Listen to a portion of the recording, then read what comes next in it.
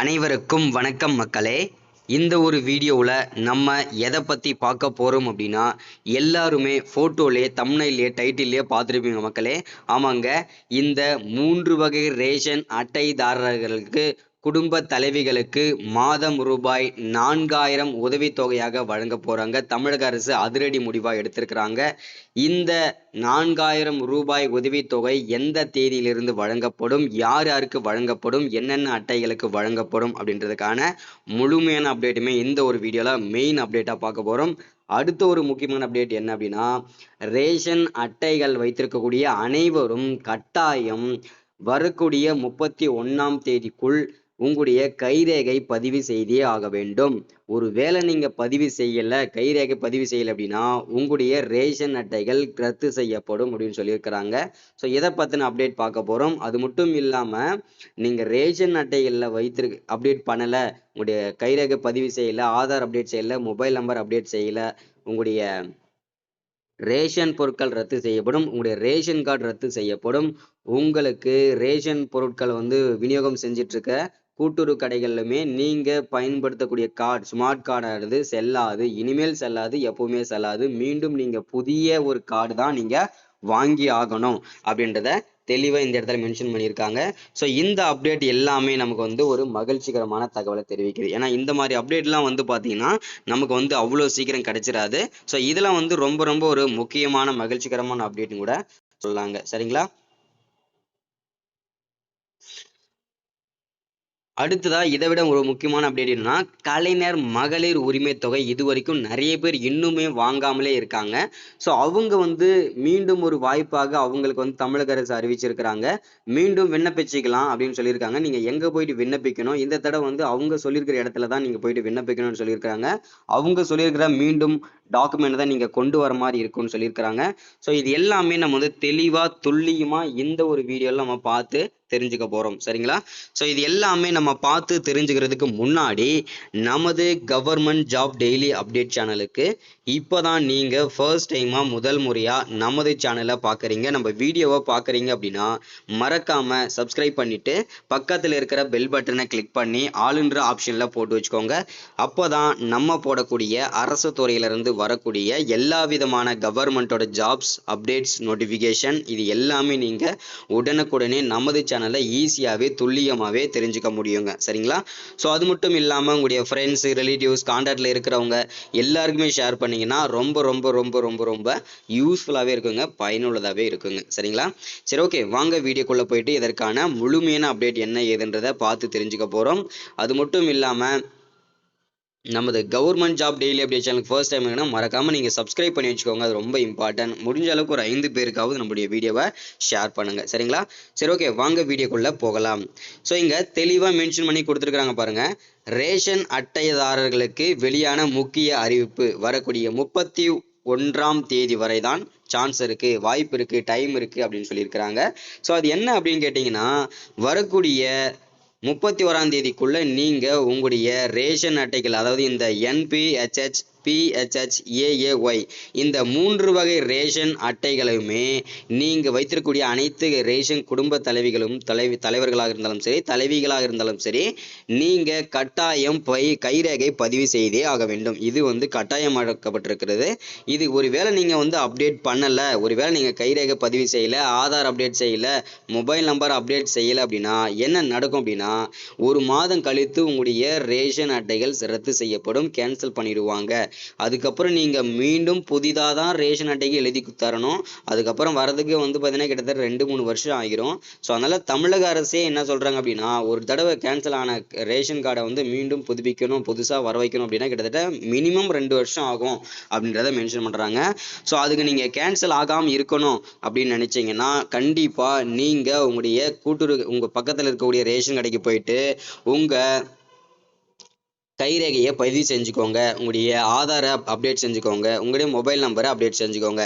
So எல்லாருக்கும் ஒரு சந்தேகம் வரும், எதற்காகங்க நாங்கள் கைரேகை பதிவு செய்யணும், அப்படி என்ன அவசியம் வந்தது அப்படின்னு சொல்லி உங்கள் மனசில் ஒரு கேள்வி இருக்கும். ஸோ அதையும் நான் தெளிவாக எக்ஸ்பிளைன் பண்ணிடுறேன்.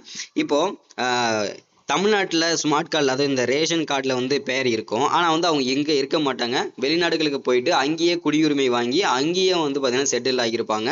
அவங்களுக்கும் நம்ம நாட்டுல அதாவது தமிழ்நாட்டுல வந்து பாத்தீங்கன்னா அவங்களுக்கு சொந்தமான மீன்ஸ் அவங்களுக்கு எந்த கூட்டுறவு கடையில அரிசி வாங்குறாங்களோ அவங்களுக்குமே சேர்த்து தான் அரிசி வந்து ஒரு நபருக்கு ஒரு மாதத்திற்கு 5 கிலோ அரிசி வந்து வழங்கி வந்துட்டு இருக்க விதத்துல ஸோ இது எல்லாமே நடந்துட்டு இருக்கு இல்லையா, வாங்கிட்டு இருக்காங்க. வெளிநாட்டுல இருக்கிறவங்களுக்கும் அரிசி வந்து வாங்கிட்டு இருக்கிறாங்க. அது மட்டும் இல்லாம தமிழகத்துல வந்து பாத்தீங்கன்னா இறந்து போனவர்கள், ஓகேங்களா, இறந்து போனவர்களுடைய பெயர் வந்து நீக்காமலேயே வந்து பாத்தீங்கன்னாக்க ஒரு அரிசி வந்து வாங்கிடுறாங்க. சரிங்களா, இதுவுமே பெரிய குற்றம்.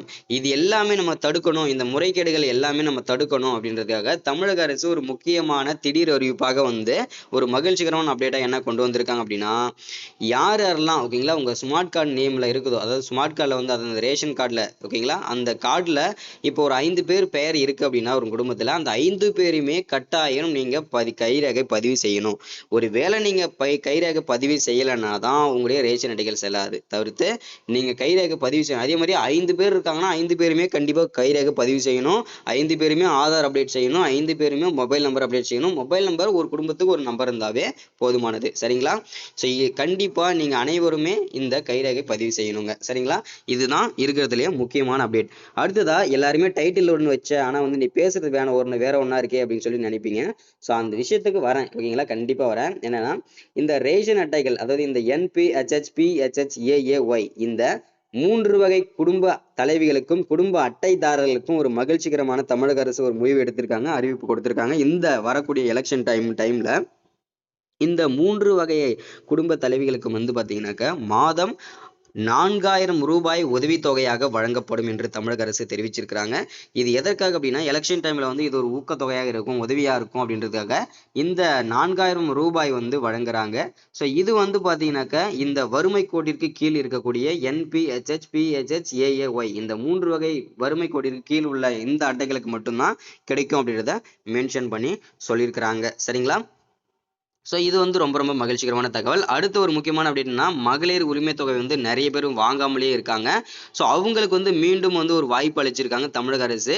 அவங்களுக்கு வந்து இந்த மகளிர் உரிமை தொகை மீண்டும் நீங்க வாங்கணும் அப்படின்னு நினைச்சீங்கன்னா ஒவ்வொரு மாவட்டத்தோட தாலுகாவிலையுமே வந்து பாத்தீங்கன்னா இந்த முகாம்கள் நடக்குது. சரிங்களா, இந்த முகாம்ல போயிட்டு நீங்க வந்து பாத்தீங்கன்னாக்க உங்களுடைய ரேஷன் கார்டு, ஆதார் கார்டு, உங்களுடைய போட்டோ, உங்களுடைய ஸ்மார்ட் கார்டு, இந்த ஜெராக்ஸ் எல்லாமே கொண்டு போயிட்டு மீண்டும் நீங்க விண்ணப்பிச்சுக்கலாம்.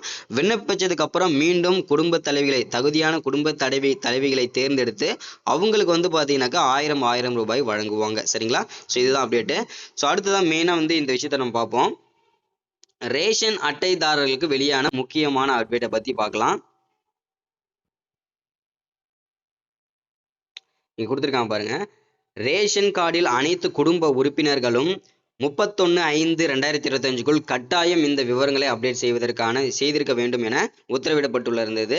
ஆனா வந்து இந்த 5ஆம் மாதத்திற்குள்ள முடிக்க முடியல. அதனால இன்னும் கிட்டத்தட்ட 1.5 மாசத்துக்கு மேல டைம் வந்து எக்ஸ்டெண்ட் பண்ணியிருக்காங்க. அதாவது 6.5 மாசம், அதாவது பாத்தீங்கன்னாக்க 7வது மாசத்துல பாதி நாள் வரைக்கும் இதுல வந்து கொடுத்துருக்காங்க டைம் வந்து. ஓகேங்களா, தமிழ்நாடு அரசு வந்து பாத்தீங்கன்னாக்க முழுவதும் ரேஷன் கடைகளில் பொது விநியோக திட்டத்தின் கீழ் அத்தியாவசிய பொருட்கள் விற்பனை செய்யப்படுகிறது. இதற்காக அனைத்து குடும்ப அட்டைதாரர்களுக்கும் AAYPHH என 2 பிரிவில் குடும்ப அட்டைகள் வழங்கப்படுகிறது.